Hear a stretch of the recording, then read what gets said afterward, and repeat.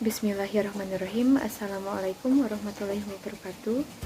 Perkenalkan, kami dari kelompok 3. Nama saya Siti Fajriah Nurafiyah dan rekan saya Teh Dina Danung Qoyimah akan memaparkan tentang karakteristik dan prinsip-prinsip perencanaan pendidikan. Sekarang kita akan membahas tentang definisi perencanaan pendidikan. Sebenarnya apa sih yang dimaksud dengan perencanaan pendidikan? Perencanaan adalah sesuatu yang penting sebelum melakukan sesuatu yang lain. Sedangkan pendidikan adalah proses perubahan sikap dan tingkah laku seseorang dalam usaha mendewasakan manusia melalui pengajaran dan atau pelatihan. Jadi, perencanaan pendidikan adalah suatu proses intelektual yang berkesinambungan dalam menganalisis, merumuskan, dan menimbang serta memutuskan dengan keputusan yang diambil harus mempunyai konsistensi internal yang berhubungan secara sistematis dengan keputusan-keputusan lain, baik dalam bidang-bidang itu sendiri maupun dalam bidang-bidang lain dalam pembangunan. Berikut ada beberapa ilmuwan yang mendefinisikan tentang perencanaan pendidikan. Yang pertama ada menurut Profesor Dr. Yusuf. Perencanaan pendidikan adalah suatu proses yang mempersiapkan seperangkat alternatif keputusan bagi kegiatan masa depan yang diarahkan kepada pencapaian tujuan dengan usaha yang optimal dan mempertimbangkan kenyataan-kenyataan yang ada di bidang ekonomi, sosial budaya, serta menyeluruh suatu negara. Selanjutnya ada karakteristik prinsip pendidikan. Pertama, harus mengutamakan nilai-nilai manusiawi. Kedua, harus memberikan kesempatan untuk mengembangkan segala potensi peserta didik secara optimal.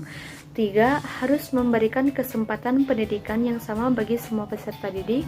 Yang keempat, harus komprehensif dan sistematis. Kelima, harus berorientasi pada pembangunan. Keenam, harus dikembangkan dengan memperhatikan keterkaitannya dengan berbagai komponen pendidikan secara sistematis. 7. Harus menggunakan sumber daya secermat mungkin. 8. Harus berorientasi pada masa yang akan datang. 9. Harus responsif terhadap kebutuhan yang berkembang di masyarakat, tidak statis tetapi dinamis. Yang terakhir, harus merupakan sarana untuk mengembangkan inovasi pendidikan. Terima kasih kepada Saudari Siti Fajriah. Selanjutnya akan saya lanjutkan mengenai prinsip-prinsip perencanaan pendidikan. Perencanaan pendidikan dalam makalah yang kita buat ada 5 prinsip. Nah, yang pertama itu adalah perencanaan itu interdisipliner. Dalam suatu lembaga pendidikan dengan memulai perencanaan dengan pendekatan interdisipliner atau dalam pemecahan suatu masalah dengan menggunakan tinjauan berbagai sudut pandang yang akan menghasilkan perencanaan yang terencana dan tepat sasaran atau terpusat. Nah, yang kedua itu perencanaan itu fleksibel. Perencanaan dan pendidikan akan mudah diolah dan diproses dengan sasaran yang tepat, maka dengan itu ketika akan adanya perubahan suatu rencana dalam pendidikan akan mengikuti runtunan yang ada.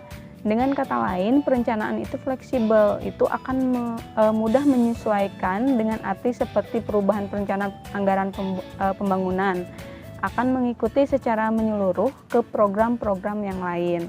Nah, perencanaan itu objektif rasional. Model perencanaan ini melibatkan sejumlah tindakan atau langkah yang dihasilkan dengan pembuktian yang nyata, dengan bertujuan untuk mengikuti jalur yang teratur dan sesuai inti yang diinginkan.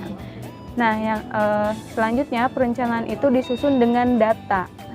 Setelah melakukan tindakan dan memiliki hasil yang rasional dan objektif, maka perencanaan akan diolah dengan sumber data yang didapat.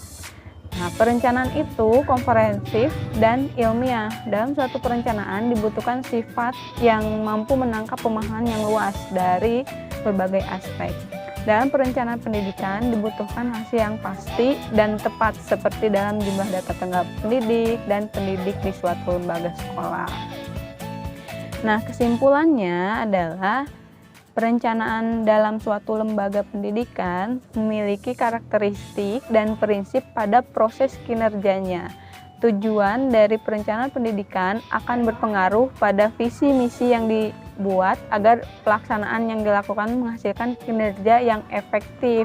Perkembangan pendidikan yang dilakukan dengan perencanaan akan lebih efektif dan efisien yang dihasilkan.